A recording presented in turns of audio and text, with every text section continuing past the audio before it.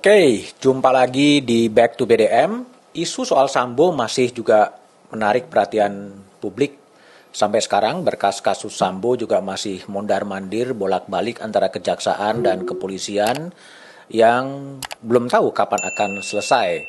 Tapi pekerjaan rumah yang dihadapi oleh Kapolri tentunya masih sangat banyak. Hari ini Back to BDM menghadirkan seorang pakar di bidang politik dan keamanan, seorang guru besar, ya, seorang doktor dari Flinders University dan juga menjadi penasehat ahli Kapolri, Profesor Dr. Muradi. Mur, gimana kabar? Baik Mas Budi. Baik ya, sehat-sehat selalu ya. Sehat. Ini gimana nih ending dari kasus Sambo ini sebetulnya? Kalau lihat alur ya, alur pertama kan akan ada P21 dulu. Ya, Oke, kejaksaan ya, berkas lengkap. 4 orang 5 orang ini, kemudian baru disusul berikutnya yang 6 7 orang itu. Itu yang paling pertama. Jadi memang ada yang perwira yang membantu tadi. Itu akan sudah ada, misalnya bintang 1 sudah dipecat hari ini ya, hasil sidang kode etik. Kode etik hari ini. Yang lainnya saya kira akan nyusul ya. Jadi membayangkan sebenarnya proses sidang kalau udah P21 polisi bisa fokus untuk internal. Internal itu adalah kalau yang kemarin digarap itu orang yang terkait langsung. Kan ada 3 tahapan. Pertama yang pelaku langsung, orang yang terkait langsung, sama orang atau perwira personil yang tidak terkait langsung tapi punya langkah-langkah yang sebenarnya mengarah pada mendorong atau mendukung FS ya. Dalam pos ini. Itu nanti internal ya. Tapi untuk persiapan sidang, Muradi yakin bahwa ini akan mulus dan akan lancar, dan keputusan persidangan pun akan sesuai dengan ekspektasi publik yang sudah muncul di berbagai lembaga survei seperti itu.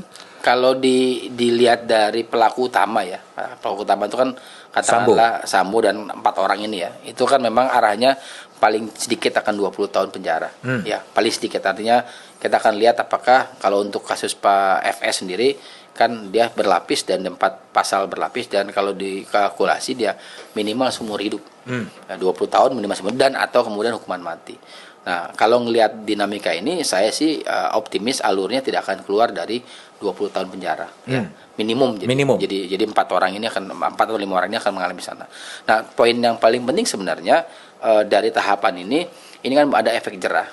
Jadi selama ini kan polisi sering mengalami problem kriminal mulai seperti ini ya, tapi ini kan di level tinggi. Sebelumnya ada banyak kasus ya, korupsi dan segala macam, itu kan lebih ke extraordinary crime. Ini kan just crime lah ya, kriminal biasa yang memang dilakukan oleh petinggi Polri yang memang pada akhirnya melibatkan banyak pihak. Nah, banyak pihak ini baru berikutnya untuk yang membantu tadi menghilangkan barang bukti dan sebagainya.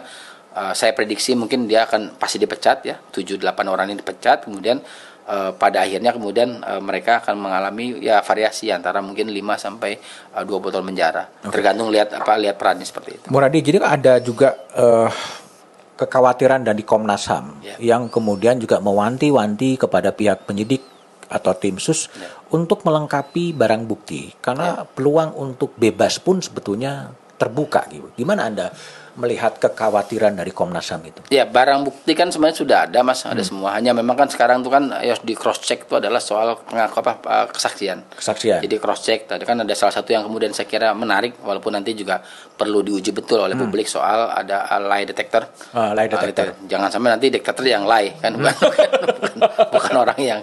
Ini juga jadi hal yang serius, karena saya kira cross check yang saya kemarin agak lost ya, itu adalah soal pengakuan antara FS menembak atau tidak. Nah, ini kan ada perbedaan ya. Nah, kalau saya kira kenapa kemudian kalau saya implisit menangkapnya memang masih ada upaya perlawanan ya.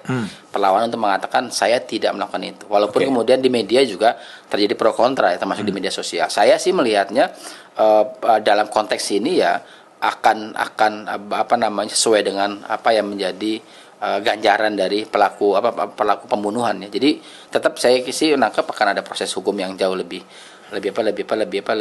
efektif dan komprehensif. Tapi syaratnya tadi publik tidak harus ngawal. Kalau enggak ini masuk angin, Mas. Masuk anginnya begini. Masuk angin. Iya. Masuk anginnya begini. Banyak dari orang kemudian ada kan begini, katakanlah dari sekian puluh orang ya, ada yang bersimpati dan sebagainya ya. ya soal anak, soal isu misalnya soal diperkosa, dilecehkan dan segala macam. Dan itu yang saya kira beberapa orang mungkin agak mulai gentar ya, mulai berpikir, oh jangan-jangan betul gitu. Nah ini yang saya kira perlu pembuktian di cross kalau dalam survei ada tabulasi data kan, bisa di cross check gitu.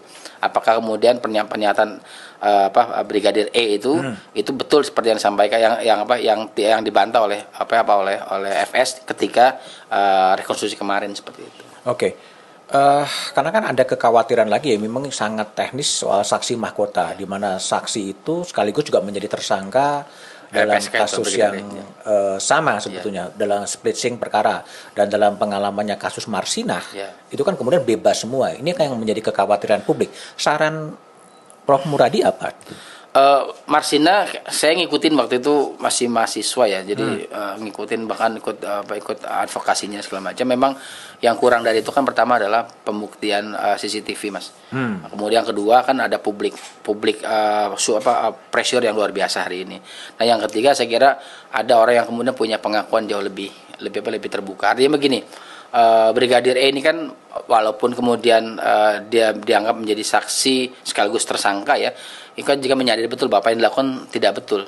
Dia menembak, dia bukan dirinya sendiri tapi memang diperintah. Nah proses ini yang saya kira harus dijaga. Saya sih khawatir sebenarnya yang disampaikan sama beberapa pengamat kepolisian yang backgroundnya polisi ya, bahwa jangan sampai nanti Brigadir E ini kemudian dijadikan masuk angin. Bahkan kalau saya sampai khawatirnya adalah sampai kemudian ditiadakan kan gitu. Nah, itu yang saya kira perlu dijaga. Kalau untuk pressure publik ada CCTV, saya kira itu menjadi salah satu bukti yang nggak bisa dibantah sebenarnya, karena itu ada prosesnya seperti itu. Kalau tiba-tiba dalam persidangan semua mencabut keterangannya di BAP gimana? Nah ini juga saya kira tanggung jawab dari pimpinan Polri mas. Makanya betul di penegasan dari Komnas HAM bahwa pimpinan Polri itu kan dua hal ya. Pertama dia juga harus memberikan garansi bahwa polisi masih bisa dipercaya publik. Itu poin pertama. Makanya kemudian penguatan dari kesaksian dari barang bukti menjadi hal yang penting. Nah yang kedua saya kira juga ini kan pertanggungjawaban beliau ke presiden. Saya kira ini akan jadi melempar kotoran ke presiden kalau sampai pada akhirnya kemudian yang dikhawatirkan Mas Budiman itu muncul. Karena buat saya semua terang benderang, semua sudah bicara, tinggal kemudian bagaimana prosesnya. Saya kira itu yang menjadi catatan penting buat pimpinan Polri. Kalau memang sampai akhirnya bebas secara hukum ya, orang juga keadilannya tercerabut mas. Begitu tercerabut saya khawatir sama seperti di Guatemala. Guatemala itu polisinya dibubarkan semuanya, kemudian akhirnya bikin kesatuan baru. Jadi semua kolonel ke atas diberhentikan ya. Kemudian mengangkat pimpinan baru yang kemudian jadi isu menarik. Kenapa? Karena pada akhirnya isu yang potong dua generasi yang sempat muncul itu ya. Itu kemudian menjadi hal yang menjadi keniscayaan konteks polisi ini. Artinya mungkin itu terjadi di Indonesia. Kalau ngelihat alurnya ya, kita ngelihat alurnya, kemudian juga saya bilang banyak orang baik di polisi itu. 1-2 tapi kan polisi ada 460.000 anggota personil yang saya kira banyak orang baiknya juga. Bahwa ada orang jahat itu kan dinamikanya pasti ada. Tapi saya yakin betul bahwa dinamika di polisi ini mengarah pada penguat. Tadi tergantung dua hal. Pertama tadi saya bilang leadershipnya. Jadi memang Kapolri butuh sikap tegas. Yang kedua tadi konsolidasi internal. Jadi jangan sampai kemudian ini jadi masalah. Kalau dua ini kemudian bermasalah, saya kira pertanggungjawaban polisi di masa akan datang itu menjadi problem sendiri. Saya ingat sekali waktu kasus kejadian tahun 78 mas. Itu zaman dulu ketika ada Wakapolrinya namanya Pak Konjen Iswaji ya. Itu korupsi. Kemudian mengganti lebih dari mungkin puluhan bintang 3 sampai kemudian bintang 2, bintang 1 sampai kolonel. Itu ada hampir sekitar 30-an orang ya. Itu waktu itu Pak Domo itu ngambil alih Pak. Mungkin sekitar hampir 3 bulan sebelum digantikan oleh almarhum Pak Awaludin Jamin. Nah, ini juga salah satu poin kenapa kemudian kekhawatiran saya sebenarnya kalau kemudian di internal Polri tidak cukup bisa merespon harapan publik. Bayangkan itu tahun 78 yang kemudian IT belum berkembang, CCTV belum begitu ada dan segala macam, itu kemudian bisa dikondisikan seperti itu. Artinya kalau nanti misalnya polisi tidak cukup responsif, maka posisi ke arah sana bisa bukan tidak mungkin kejadian pada akhirnya kemudian ada tanda kutip diambil alih sementara untuk bisa mengkondisikan di internal ada tadi. Kemungkinan. Kalau ngelihat polanya, saya kira peluang itu kecil, Mas. Nah, tapi tadi yang saya bilang bukan tidak mungkin. Apa dalam politik kan dinamikanya hal yang paling kecil pun memungkinkan seperti itu. Oke. Mur, jadi orang cukup lama di kepolisian gitu. Gimana sih menceritakan Sambo sebagai irjen dan sebagai kepala divisi Propam itu bisa begitu berkuasa, bisa begitu powerful? Apa sebetulnya yang terjadi? Saya ketemu yang bersangkutan lama ya, Mas, sejak AKBP. Ketemu Sambo? Iya, bukan. Artinya kenal sama yang bersangkutan sejak AKBP, kemudian Kombes. Memang betul dan disampaikan Pak Saroni ya, bahwa sejak bintang 1 memang sudah susah diakses, susah ketemu dan segala macam. Ya waktu masih AKBP, kemudian jadi Korsprim zaman Pak Tito, masih ketemu lah paling nggak WA, kemudian Mas aku ketemu Kapolri, dia yang kemudian memfasilitasi sebagainya. Tapi poin penting sebenarnya Sambo ini kan bukan cuma kekuasaan yang dia punya, tapi juga akses ekonomi, Mas. Akses ekonomi. Yang kemudian kerajaan dan sebuah kerajaan akses judi online segala macam itu bukan tidak mungkin. Artinya kan perlu juga digarap serius karena temuan di program Kompas TV ya soal ada uang sekian ratus miliar itu saya meyakini ada bahwa jumlahnya nggak sampai 100 miliar itu diskusi panjang. Tapi kalau uang itu ada, terus saya yakin betul itu ada. Nah, hanya memang karena dia punya akses ekonomi tadi, bahkan kakak asuh sekalipun juga bisa menjadi bagian penting dari yang dia bisa kendalikan. Apalagi misalnya pasca Kapolri Idam Aziz kan, beliau kemudian sebelum Pak Idam Aziz selesai pensiun kan dia dijadikan Kadipropam naik bintang 2. Ini yang saya kira kode tanda kutip nitipnya ya. Ketika Pak Tito jadi Kapolri waktu itu beliau nitip Pak Sambo ke Pak Tito, kemudian sekarang Pak IA nitip ke Pak Sigit untuk kemudian jadi Kadipropam. Ini juga saya kira jadi salah satu yang serius. Kekuasaannya dia lumayan besar ya, karena dia harus kan ini kan kayak model provosnya di militer ya, provosnya polisi. Harusnya sebenarnya diisi oleh perwira senior ya, perwira yang sudah pernah jadi Kapolda, pernah pegang banyak asisten jadi asisten Kapolri tadi manapun, tapi dia bisa kemudian memahami betul kebijakan polisi, kemudian memahami betul dinamika di bawah ya, karena dia kan Polres juga belum nggak lama, kemudian jadi banyak di Jakarta, posisi jabatan muter-muter di situ aja, dan memang pada akhirnya dia punya power yang jauh lebih besar, ditambah plus kemudian akses keuangan tadi, akses ekonomi. Akses keuangan itu artinya diagram-diagram yang konsorsium Sambo yang 303 itu real ada? Kalau saya bilang dari awal bahwa itu perlu dibuktikan. Kalau saya memahami bahwa konteks itu ada, kalau saya memahaminya. Jadi kalau kita ciumnya baunya ada. Bentuknya seperti apa kita nggak bisa. Tapi kalau saya bilang bahwa banyak kemudian model-model, kan kalau di polisi gini Mas, di polisi itu kan dana pendanaannya itu kan subsidi silang. Tadi saya bilang kalau core-nya bisnis di polisi kan 2, di lantas dengan reserse. Nah, kadang-kadang mereka harus subsidi silang ke unit yang lain lah. Nah, kalau tiba-tiba ada operasi yang sifatnya dadakan, yang kemudian bukan bagian dari pendanaan normatif ya, maka biasanya diambil dari dana yang tadi yang disebutkan Mas Budiman tadi. Itu yang kemudian harusnya normatif, itu terjadi, normal biasa sebenarnya. Dan itu terjadi sejak zaman tahun 40-an sampai hari ini, bahwa ada pendanaan non off budget yang digunakan untuk mensupport pendanaan di level operasional yang tidak disupport APBN gitu. Ada dana tapi nggak besar kan begitu. Mendatangkan personil yang kalau dilihat nomenklaturnya kan nggak ada. Misalnya dikatakan mendeploy Papua satu batalion gitu misalnya. Maka dananya kan itu dari mulai A sampai Z Mas, dari mulai datang, kemudian dia makan maminnya, kemudian tempat tidurnya, kemudian sampai pesawat segala macam itu kan dihitung berapa bulan, misalnya 1 bulan, 3 bulan dan sebagainya. Nah itu biasanya kalau normatif, kalau kita rutin itu kan dananya ada di APBN. Tapi kalau ini nggak ada, biasanya itu kemudian diambil dari dana yang memang tadi subsidi silang. Bisa jadi misalnya model-model pendanaan yang dikelola oleh FS ini juga dimanfaatkan untuk operasional itu. Itu sebenarnya nggak ada masalah selama itu terbuka. Ya, jadi kan memang pada akhirnya kalau kita itu kan yang memahami studi keamanan lah ya, di TNI dulu, zaman-zaman TNI, dan sampai hari ini pun juga ngalami yang sama.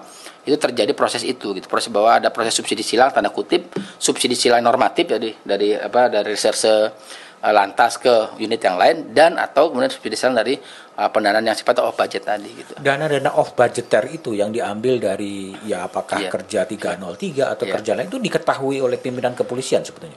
Beberapa kali saya sih kalau ngelihat, saya menangkap dari mereka tahu, tapi kan kemudian pada akhirnya kan kalau saya prinsip utama dari organisasi kan dua, Mas. Pertama adalah selama pendanaan itu digunakan untuk organisasi, bukan untuk memperkaya diri, bukan untuk membangun bergen daya tawar politik yang ini, saya kira nggak ada masalah.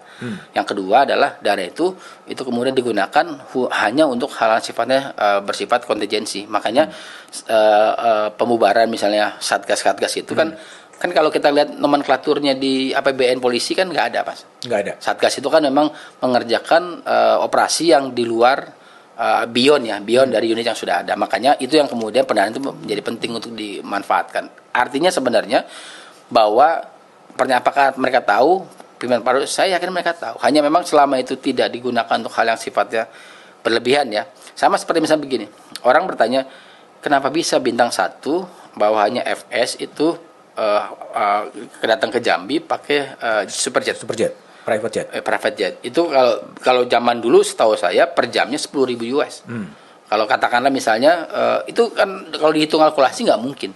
Nah, pendanaan seperti ini yang kemudian digunakan untuk untuk operasi-operasi sifatnya untuk organisasi. Selama itu digunakan, saya kira buat saya memahami sebagai bagian dari dinamika yang memang harus dikendalikan. Makanya dalam bahasa yang paling saya simpel adalah faksi-faksi itu, baik yang megang ekonomi maupun yang bukan, memungkinkan dia harus diorkestrasi, dimanapun orang kemudian pimpinan itu bisa menggunakan tangan-tangan kekuasaan akses mereka, kewenangan mereka yang bersangkutan untuk kemudian mengendalikan faksi tadi. Kalau tidak, dia akan liar. Itu yang terjadi kasus misalnya FS ini kan kasus misalnya yang ramai kemarin pembunuhan Brigadir J itu ini aja stimulasi saja sebenarnya. Stimulasi? Ya, karena memang sebenarnya sudah ada masa jauh sebelum itu. Karena dominan sekali, Mas. Faksi ini dominan sekali. Kalau Mas Budiman atau teman-teman melihat sebenarnya data itu kan bukan diambil dari orang luar, orang dalam itu yang isi. Data diagram Kekaisaran Sambo 303 itu. Persis, itu dari dalam. Dari dalam. Jauh sebelum itu saya dapat, Mas. Jadi begitu mulai rame kan, kemudian saya dikirim saya bilang bahwa kepentingan saya adalah bagaimana menjaga lembaga Polri tetap baik, bukan menghajar orang lain. Makanya itu kemudian saya diamkan. 3-4 hari kemudian nyebar kemana-mana. Artinya buat saya ngerasa bahwa kenapa kemudian internal itu merespon, karena sudah jauh lebih sangat dominan di dalam. Nah, itu fungsi dari pimpinan sebenarnya untuk mengendalikan supaya faksi itu tidak dominan. Artinya apa ya tadi, orkestrasi jadi penting. Kamu di mana, faksi ini di mana, dan sebagainya. Selama kemudian menjalankan fungsi-fungsi presisi ya, goalnya ke sana, saya kira nggak ada masalah. Tapi kalau kemudian ternyata malah kemudian jadi sangat dominan ya, kemudian bisa mengendalikan hal yang sifatnya kemudian tugas utama Polri, itu memang tugas dari pimpinan Polri untuk kemudian segera untuk melakukan menertibkan ya faksi tersebut supaya kembali ke jalur yang benar. Tapi gimana seorang inspektur jenderal, posisi formalnya adalah Kadif Propram, bisa begitu dominan untuk mengendalikan apapun termasuk pengelolaan dana-dana off budgeter? Kan ini kan bicara soal orang yang dipercaya ya, Mas. Jadi kan orang yang dipercaya kan nggak semua polisi juga berani ya untuk misalnya mengendalikan ataupun berhubungan dengan pendanaan yang sifatnya off budget ya. Jadi atau uang panas lah. Uang panas. Jadi memang nggak semua polisi berani dan mau kan. Saya kira Sambo ini agak unik. Dia dari awal sejak di AKBP, Kombes, kemudian bintang 1 dan bintang 2 jauh lebih punya confident ya. Dia lebih berani. Dia berani kan, dan dia juga kemudian merasa nyaman kan dengan ngolah uang sebanyak itu. Pada akhirnya kemudian dia juga mensupport kakak asunya, kakaknya kemudian jadi Kapolda, jadi pimpinan di polisi yang lain sebagainya untuk bisa survive secara jabatan. Kemudian pada akhirnya kemudian dia juga melakukan tindakan yang sebenarnya jauh di luar itu. Misalnya tadi, kalau dulu Propam itu kayak gini. Zaman kita dulu Mas, kita masih kuliah atau SMA, kalau ada polisi kan kita panik. Kenapa? Karena bayangan kita polisi ya jahat. Polisi nangkep, nilang dan sebagainya. Hari ini kan udah enggak. Tapi itu pindah ke internal. Kalau ada propam datang misalnya, propam datang ke Jawa Barat. Di internal tuh nanya ke WA saya, "Mas, Kang, aya naon, ada apa? Propam ini ada Pak FS kesini." Ah, kalau nggak ada masalah nggak, santai aja. Nggak, ini pasti ada masalah. Nah, itu yang kayak gitu, itu dulu nggak pernah kejadian. Jadi kalau misalnya tiba-tiba, contoh misalnya saya pernah report langsung ke Kapolri soal apa namanya, ada salah satu penyidik di Polres Karawang ya melakukan tindakan yang sebenarnya jauh dari rasa keadilan. Itu begitu kemudian sampai ke Kapolri, diproses langsung oleh Propam. Jadi kalau datang itu udah membuat mereka akhirnya menjadi panik. Nah, jadi gini, Propam itu bukan jadi orang yang kemudian bersahabat ya. Sebelumnya kan Pak Martuani segala macam, orang datang ya biasa aja sebagai pimpinan yang ingin mengecek dan segala macam. Kalau ketika Pak FS ini bermimpin, berapa kali kemudian mereka nanya, ada apa? Kalau datang itu ada apa? Artinya apa? Ada sesuatu yang hendak dikorek-korek atau ada sesuatu yang bermasalah. Ini yang saya kira juga menjadi satu hal yang nggak baik ya. Kalau buat saya, kenapa? Karena jadi seolah-olah kalau datang itu ya resikonya pasti ada masalah. Padahal sebenarnya secara pimpinan bisa hanya sekedar kunjungan untuk bisa melihat dinamika kinerja Polri di polisi di level provinsi maupun kabupaten kota gitu. Confident-nya Sambo itu lebih karena memang personality-nya memang sangat percaya diri, atau juga karena backup dari senior. Ya, mix itu Mas. Jadi dari awal kan ketika beliau jadi Korps Pripim kan, sebelum pindah ke Reskrim ya, saya lupa jabatan. Direktur Reserse. Direktur Direktur Tindak Pidana Umum ya. Pidana umum, kemudian kan bintang 1. Itu waktu ketika belum proses Idam jadi Kapolri kan masih pakai Spripim dia, bajunya kan bintang 1 pakai Spripim. Tapi sudah bintang 1 karena sudah job bintang 1 di Bareskrim itu. Nah, itu aja saya kira satu situasi yang sebenarnya dia sudah sangat confident ya. Padahal kalau idealnya, ini kita bicara soal normatif ya. Kan kalau di polisi, di tentara itu ada jabatan yang mengikuti kepangkatan, ada kepangkatan yang mengikuti jabatan. Nah, kasus beliau FS ini adalah harusnya dia baru pindah serah terima, baru kemudian naruh bintang 1-nya di sini. Tapi kan sebelum itu sudah dipakai karena ada nilai bahwa dia punya kedekatan luar biasa dengan Pak Tito kan, walaupun kemudian pada akhirnya jadi masalah ketika 6 bulan 3 sampai 6 bulan Pak IA jadi Kapolri kan ada masalah, ternyata Pak itu merasa tidak menjadi bagian penting dari orang yang mengemongnya IA dan FS ini kan, makanya kemudian jadi bukan putus hubungan ya, sudah tidak ada dekat lagi lah. Padahal kalau cerita Pak Tito ya, ini kan FS kemudian teman-teman itu kan adalah dulu menjadi bagian penting dari timnya beliau waktu beliau di Densus, kemudian di Poso dan segala macam seperti itu. Yang kalau Prof Muradi sering nyebut kakak asuh itu sebenarnya siapa sih seniornya? Kakak asuh itu Mas, yang sekarang itu kan saya bilang ada yang masih menjabat strategis, ada yang sudah pensiun. Tadi saya disebut tadi di awal. Jadi sebenarnya nama-nama ini yang kemudian harus juga dilihat oleh pimpinan Polri. Keterlibatan tadi kan ada 3 Mas. Pelaku langsung, orang yang terlibat langsung, sama yang tidak terlibat langsung tapi ikut di dalamnya. Nah, bisa jadi kakak asuh itu adalah yang ketiga. Karena kalau yang kedua ini kan ternyata banyak adalah juniornya FS kan ya. Nah, kakak asuh ini adalah yang tidak terlibat langsung tapi kemudian ikut merancang, ikut mendorong dan segala macam. Ini yang saya kira kalau kita baca berita hari ini kan sedang diproses ya. Ada 3 Polda. Kalau saya berharap juga kemudian menyentuh yang sudah pensiun, karena ini jauh lebih punya power mengendalikan FS sebenarnya. Yang kemudian yang memberi beliau jenderal, kemudian sebelum pensiun juga dijadi Kadipropam dan segala macam. Saya kira itu yang perlu dikejar juga sebenarnya. Artinya kalau dalam organisasi kepolisian, orang-orang yang sudah pensiun masih punya power untuk mempengaruhi juga sebenarnya. Ada 2 hal. Yang pertama, kalau dia dihormati ya, mereka kayak Pak Tito, Pak Badrodin itu, mereka akan dirujuk Mas. Kata misalnya begini, contoh ya, tiba-tiba ada posisi yang strategis tapi kemudian perlu pengayaan, maka beliau datang. Atau misalnya izin mereka Kapolri ketemu sama mereka kemudian berdiskusi. Nah, biasanya mereka kasih saran. Atau yang kedua adalah orang yang kemudian inisiatif ada beberapa, misalnya dulu masih sering waktu Pak Saf jadi Menteri PAN ya, beliau sering ketemu dengan Pak Tito untuk mendiskusikan soal plotting dan mapping dari pelembagaan di polisi. Karena kemudian Pak Saf juga kan Menteri PAN RB, jadi lebih paham juga soal struktur dan segala macam. Itu bisa begitu, jadi bisa kemudian datang atau kemudian diminta. Nah, untuk FS ini yang saya kira Mas memang saya menyebutnya sebenarnya masih dekat dan tanda kutip dikendalikan oleh kakak asuh yang sudah pensiun tadi. Oh, masih dikendalikan dari luar. Persis, dan yang saya kira yang kemudian dia memberikan stimulasi itu ke yang kakak asuh yang masih menjabat di pimpinan Polri tadi. Oke. Kalau karena masuk dalam mekanisme persidangan ya.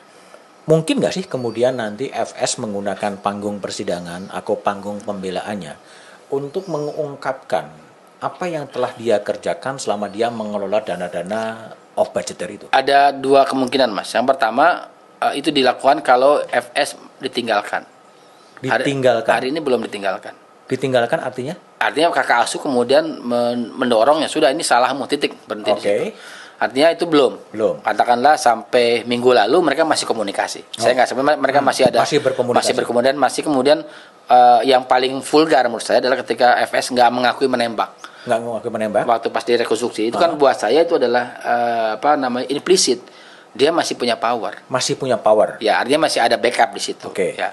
Yang kedua, kalau kemudian itu dilakukan, kalau ternyata kemudian FS punya kesadaran model dulu bendahara Golkar Demokrat itu Nasarudin, dia merasa kembali ke salah dengan dia akan bercerita. Nah, itu memungkinkan. Nah, kalau dua ini nggak ada, saya kira ya resikonya dia akan punya power. Nah, maksud saya kalau dua ini nggak bisa dilakukan, maka harus poin ketiga, Mas. Jadi pimpinan Polri mengusut keterlibatan kakak asuh ini supaya kemudian berhenti. Karena kalau saya simpel, Mas, di polisi itu sama dengan tentara. Kalau dia tidak pegang tongkat komando, selesai sudah. Jadi katakanlah jadi Kapolda, dia pegang hanya sekedar misalnya ya, asisten polisi yang tidak strategis ya, saya nggak sebut jabatannya, maka selesai sudah. Atau misalnya dia non-job, selesai dia. Kan kita pernah punya pengalaman dulu misalnya ketika Pak Gatot dominan sekali, Panglima ya, begitu diganti selesai dia. Jadi saya kira poinnya itu kenapa perlu ada langkah cepat sebelum persidangan. Yang poin ketiga tadi, mengusut keterlibatan kakak asuh, apakah terlibat atau tidak. Kalau saya selama-lamanya keterlibatan mereka adalah mereka ikut dalam merancang ini. Jadi dia tidak aktif. Jadi misalkan ada apa FS segala macam, kita bantu, kita kondisikan media, kita kondisikan ini gitu loh. Itu yang kemudian dilakukan. Nah, itu yang kemudian disampaikan oleh media, termasuk di Kompas TV juga bahwa ada keterlibatan dari kasus yang kemudian orang-orang ini kemudian ikut merancang ke arah sana. Bahwa kemudian misalnya hanya sebatas karena ketidaktahuan, misalnya mereka nggak tahu bahwa ternyata FS itu berbohong misalnya sama mereka, maka kemudian konsekuensinya tetap dalam positif. Saya kira akan harus ada tindakan yang bersifat organisasi. Tadi salah satu adalah menggeser mereka dari posisi strategis tadi. Gitu.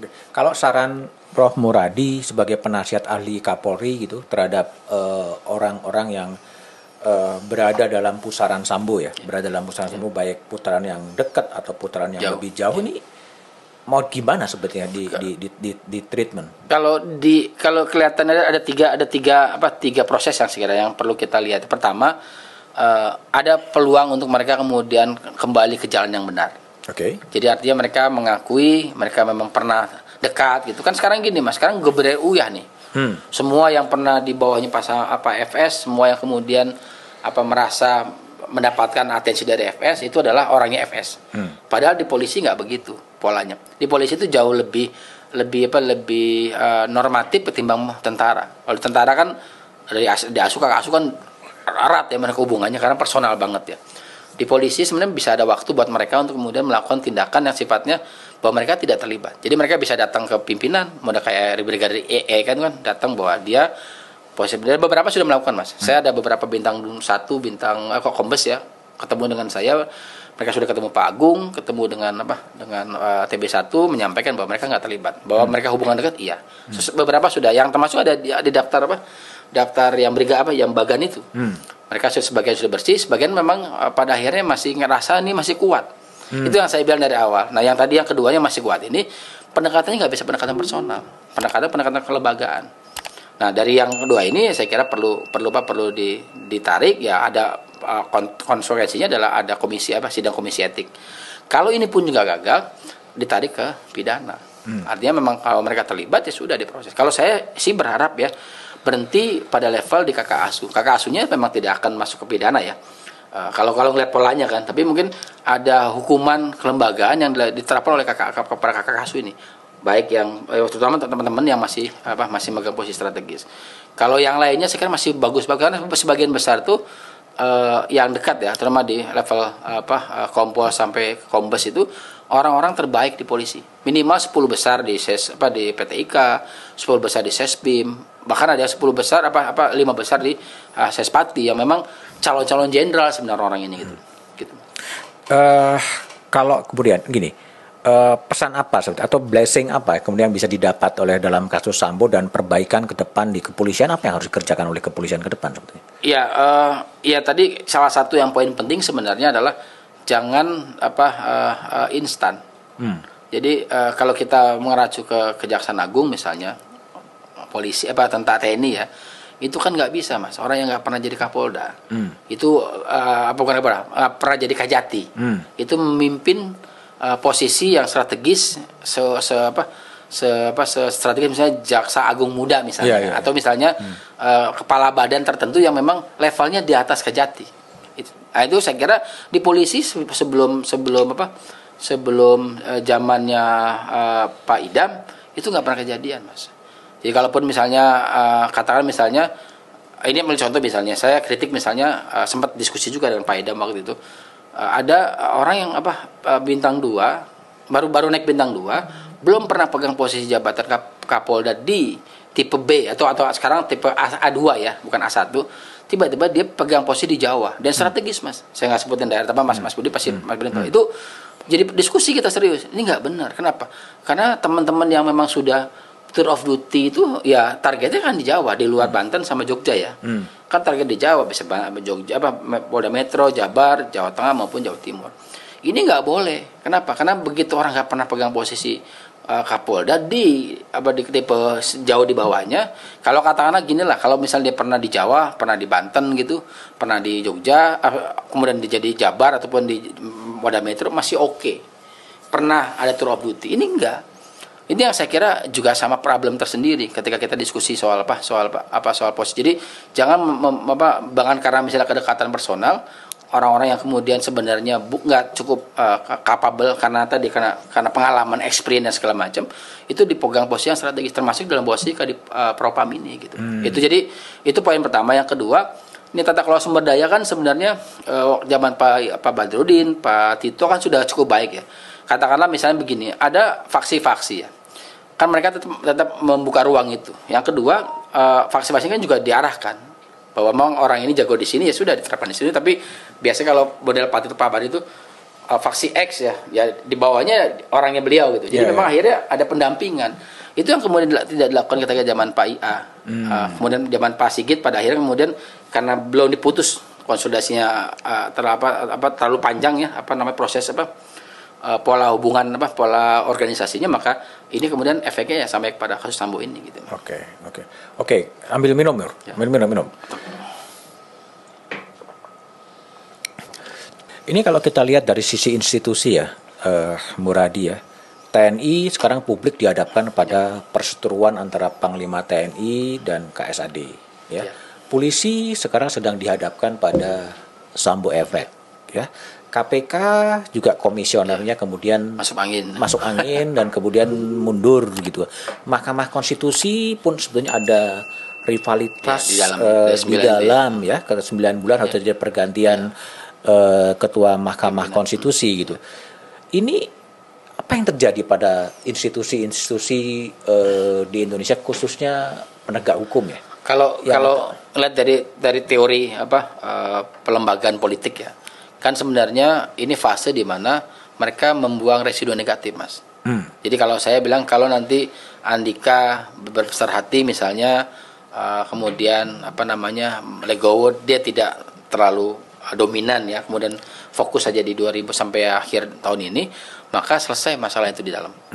Artinya itu residu negatif itu benar. Di polisi juga sama. Kan tadi polisi itu kan ada dua masalah. Masalah pertama adalah soal konsolidasi, yang kedua adalah masalah leadership.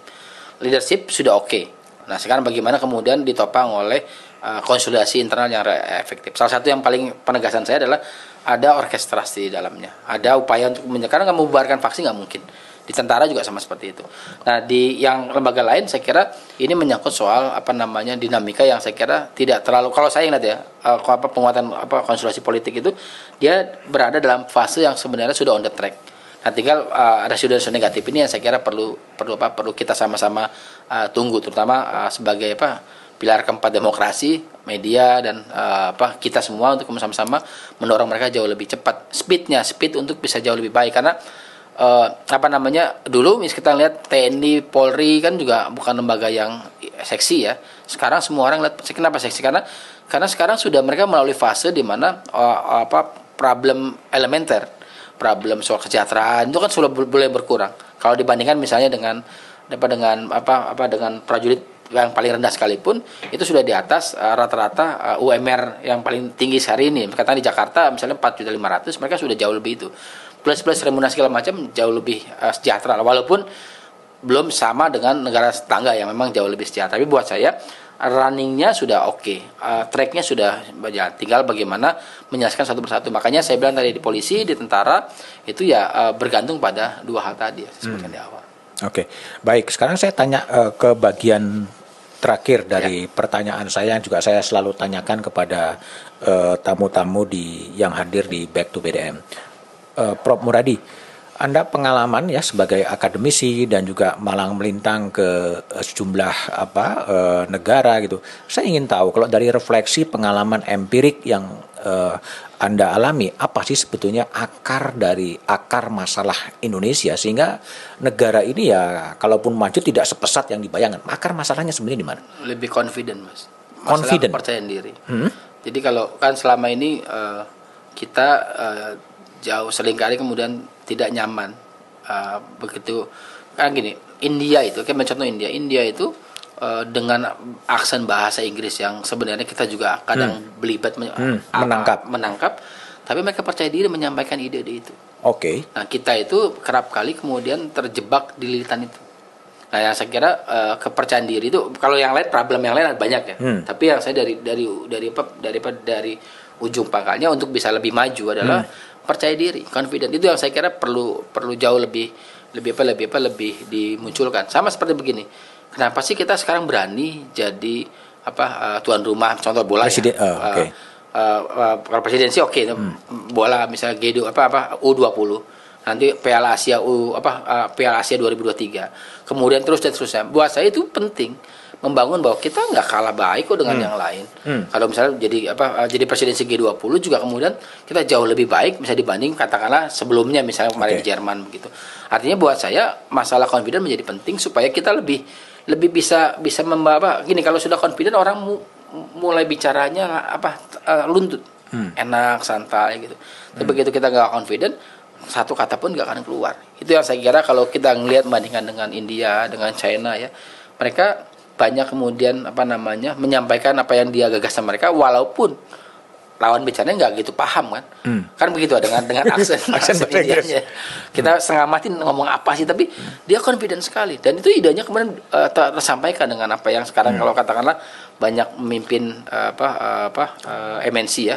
Kayak multinational corporation, Google, kemudian Facebook dan segala macam itu dipimpin oleh orang-orang India yang memang backgroundnya orang India begitu. Bukan cuma tinggal di India, bukan cuma tinggal orang imigrasi, tapi dia orang-orang India kemudian bisa muncul sebagai CEO di satu lembaga besar di dunia begitu. Ini semacam mental inlander ya, mental minder akibat penjajahan kolonialisme Belanda yang sekian tahun sehingga menimbulkan rasa percaya diri yang kurang atau gimana? Satu Poin itu iya, tapi kan itu sebenarnya kalau kita ngukur dari teman-teman yang baru ya, kan kita kan kira generasi Z sekarang itu kan jauh lebih confident. Lebih confident.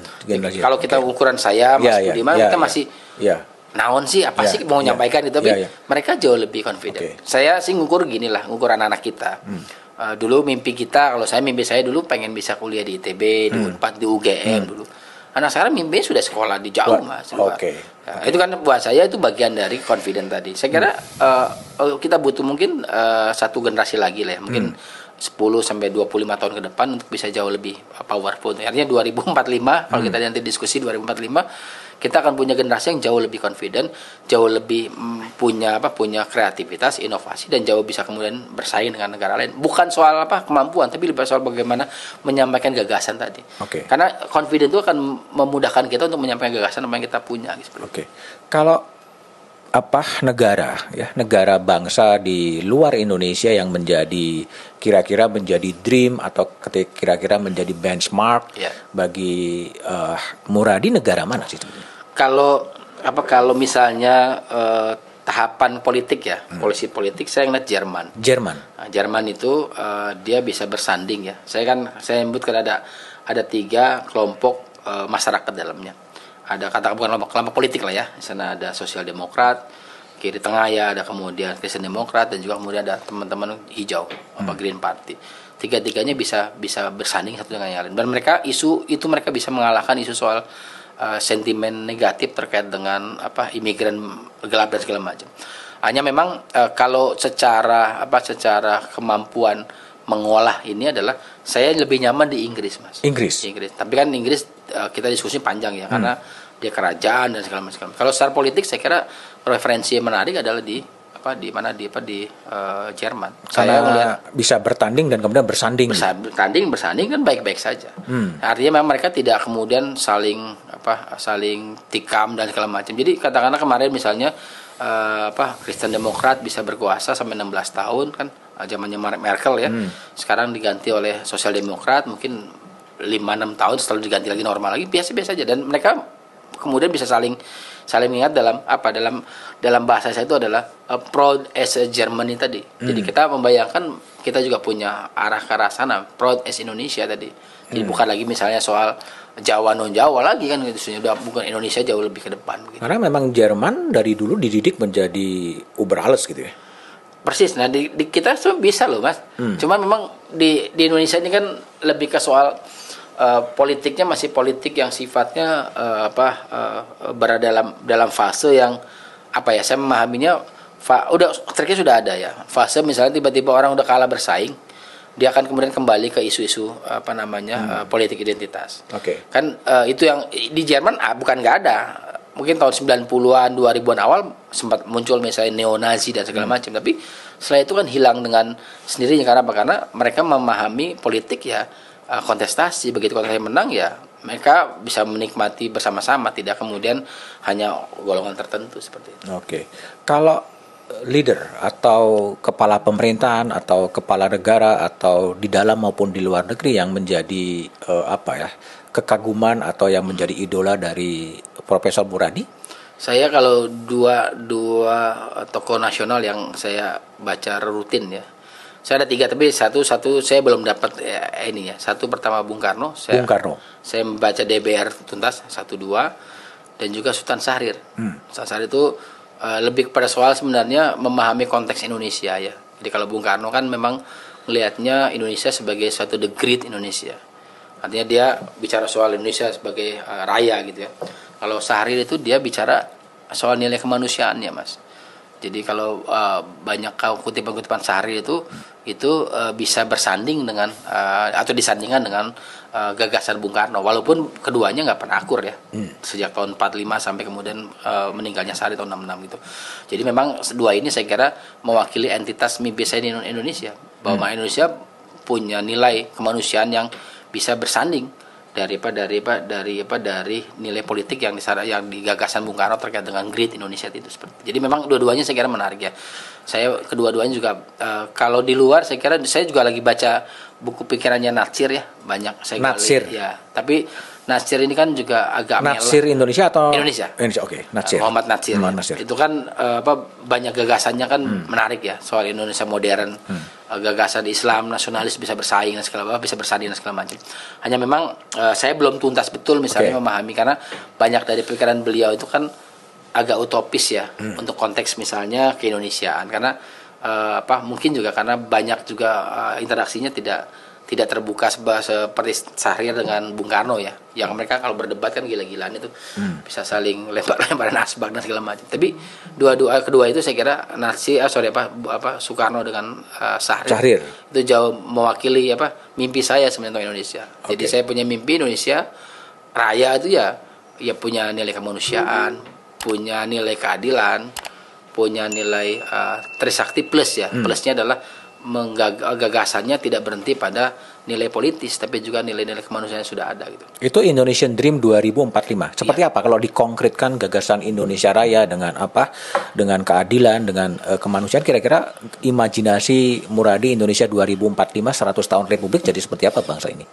Kalau ke depan itu, kalau melihat 2024 sekarang ya, kita bicara nanti 2024 itu kan memang ada khawatiran agak turbulensi ya, ada goncangan lah, karena memang gagasan kepemimpinan politik yang kita bangun hari ini kan belum kita lihat dari beberapa calon yang memang muncul ya, bahwa kemudian masih ada calon lama, kemudian juga ada gubernur yang kemudian punya potensi itu entitasnya belum mewakili, walaupun memang saya meyakini betul bahwa 2045 itu bergantung pada bagaimana transisi leadership ya kepemimpinan Indonesia di tahun 2024. Tapi imajinasinya seperti apa Indonesia 2045 itu menjadi negara bangsa yang seperti apa sebetulnya? Kalau mimpinya sih ya model-model kayak Jerman, Mas. Oh, Jerman. Baik lagi ke Jerman. Jadi saya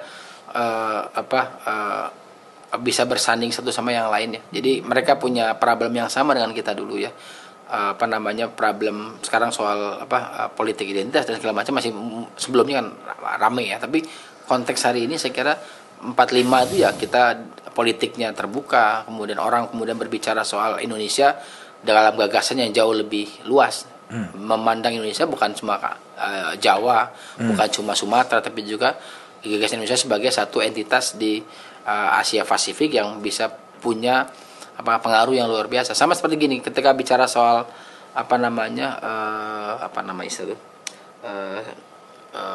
orang keluar negeri itu apa istilahnya? Orang kemudian dia keluar negeri bukan sebagai bagian dari entitas lokal, tapi Indonesianya muncul kan. Kalau kita di luar kan Great American itu adalah where you from, bukan kemudian I'm from LA tapi Amerika.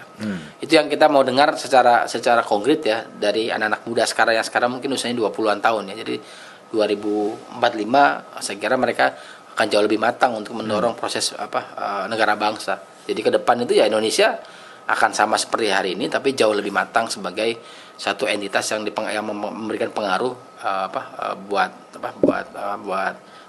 kawasan ya. Jadi saya kira itu sih, Mas. Tapi syaratnya politik ya sebenarnya. Transisi politik dan kepemimpinan politik di 2024 ini. Di 2024 dan selanjutnya. Dan selanjutnya. Jadi kalau 2024 ini jalan, maka 20 tahun yang akan datang kita punya leadership yang jauh lebih matang sebagai entitas Indonesia. Rasa Bung Karno, mimpi Bung Karno, rasanya rasa Syahrir tadi. Rasa Syahrir. Jadi ada kemanusiaan, ada nilai yang kemudian dijaga betul gitu loh. Oke, thank you Profesor Dr. Muradi atas imajinasinya soal Indonesia 2045 serta analisisnya soal problem yang terjadi di kepolisian dan juga yang terjadi di Tentara Nasional Indonesia. Jumpa lagi di Back to BDM dengan tamu-tamu berikutnya. Thank you.